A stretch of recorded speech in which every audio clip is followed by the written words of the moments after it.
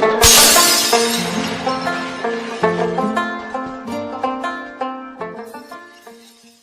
باللہ من الشیطان الرجیم، بسم اللہ الرحمن الرحیم. قدرمند یا محمد بن دسوس شي وینا ضروري زیات خلک وینم چې لګیا دي مختلف کیسو باندې مختلف ویډیوګانو باندې خبرې کوي لګیا دي او مختلف کټګورو کې لګیا دي خبرې کوي خلک. او تاسو پورې ماده سي او سړی ونه چې هغه راو په قرآن مجید باندې خبره وکړه. یو ستاسو په قرآن مجید باندې خسته خبرې کړې دي، موږ واقعي خبره چې پکاره چې د قرآن تلاوت کوو چې دا غي په معنا باندې موزان پوي کو ډیر کمزور یو، خپل ځانیم کمزور یو او داسې ډیر چې کوم د خلک ډیر زیات کمزور دي د قرآن په معنا او مقصد باندې نه پوي. نو چې چا وګوري د چا کور کې بیان ویلې وي د قرآن مجید، نو هغه سره چې کوم د په معنا ویلې وي کنه، نو هغه سره دا کوي او سنا سه پېزان پوي کوي.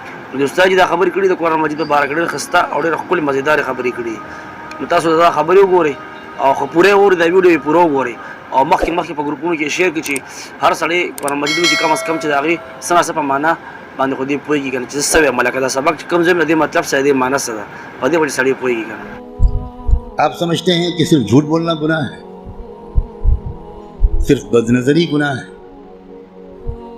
صرف زنا اور چوری گناہ ہے، اور آپ یہ نہیں جانتے کہ قرآن کو نہ سمجھنے کی کوشش کرنا یا سمجھنے کی کوشش نہ کرنا یہ ان سارے گناہوں سے بڑا گناہ ہے.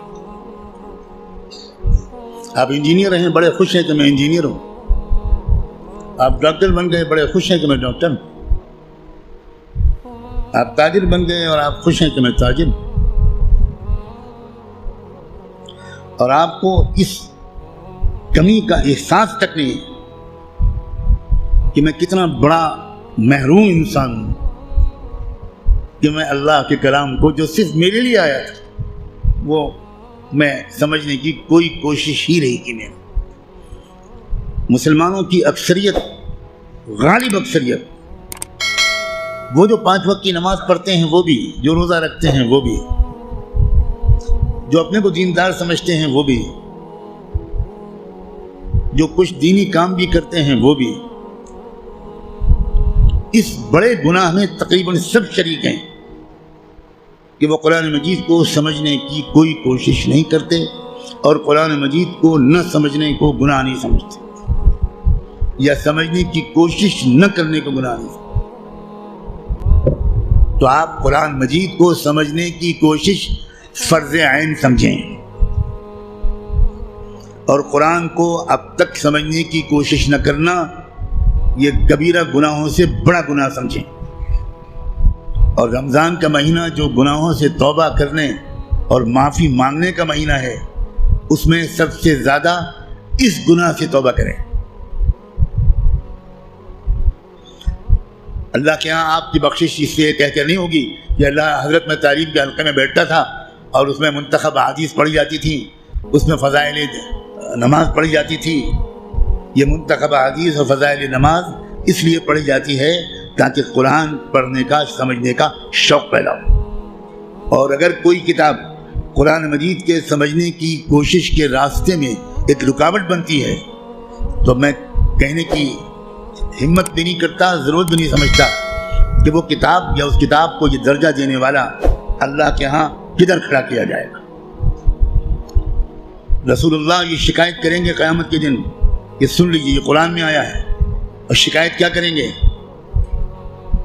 یہ نہیں کہیں گے کہ ان کی ٹوپی 4 کونوں کی نہیں ہوتی تھی. یہ شکایت نہیں کریں گے رسول اللہ مسلمانوں کی جن کی داڑھی چھوٹی تھی. رسول اللہ شکایت کیا کریں گے کہ اللہ یہ ہے میری قوم جس نے قرآن کو چھوڑ دیا تھا. آپ جس کی شفاعت کی دعائیں کر رہے ہیں وہی آپ کے خلاف اللہ کی عدالت میں مقدمہ دائر کرے گا. ہماری عورتیں 100% تقریباً قرآن مجید کو ٹھیک سے شاید پڑھ بھی نہیں پاتی، سمجھنا تو بہت دور کی بات ہے.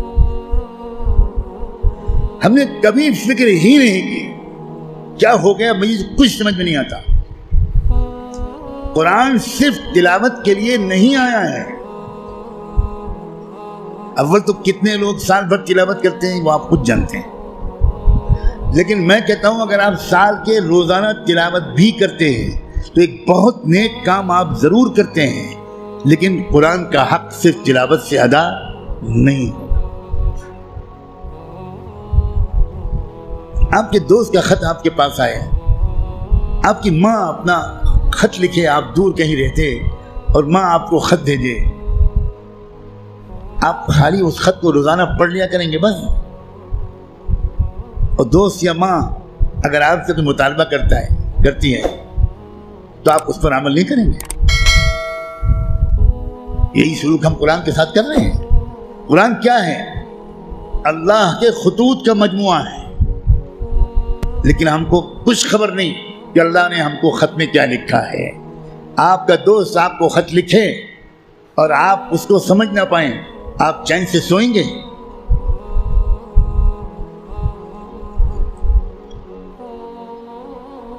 کسی کمپنی کا اشتہار آپ نے دیکھا، آپ نے اس کو اپنی درخواست بھیجی، وہاں سے جواب آیا، جواب ایسی زبان میں ہے جو آپ نہیں جانتے، آپ اس دن کھانا کھائیں گے اس خط کا مضمون سمجھنے سے پہلے؟ اب دوڑیں گے، بھاگیں گے، پتہ لگائیں گے کہ یہ فرانسیسی زبان میں خط ہے تو میرے شہر میں فرینچ زبان کون جانتا ہے؟ اور آپ اس کی خوشامد کریں گے کہ ذرا اس خط کو پڑھیے اور مجھے بتائیے کہ اس میں کیا لکھا ہے۔ 24 گھنٹے نہیں گزرنے دیں گے آپ، اس سے پہلے اس خط کو سمجھنے کی بھرپور کوشش کر لیں گے، اس کا جواب بھی لکھیں گے۔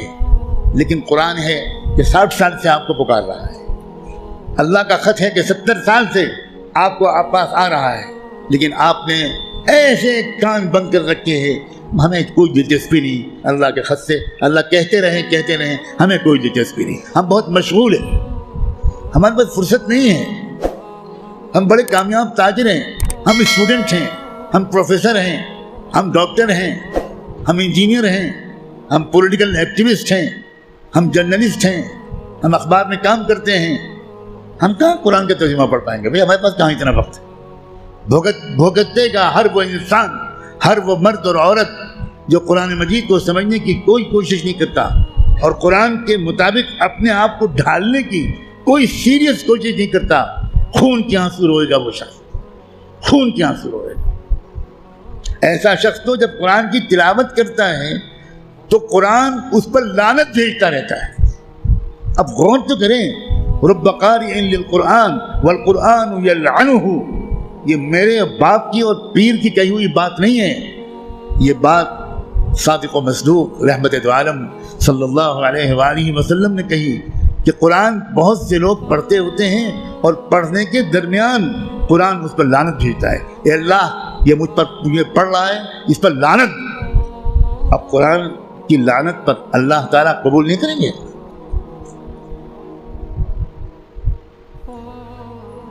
جو توہین قرآن کی ہم نے کی ہے، جو بے عزتی قرآن کی ہم نے کی ہے، اس کے حساب سے ابھی مسلمانوں کی اتنی پٹائی نہیں ہوئی جتنی ہونی چاہیے۔ آپ اتنی پٹائی پر پریشان ہیں، ابھی تو شروع ہوئی ہے پٹائی، پھر دیکھیے گا آئندہ کیا ہوگا۔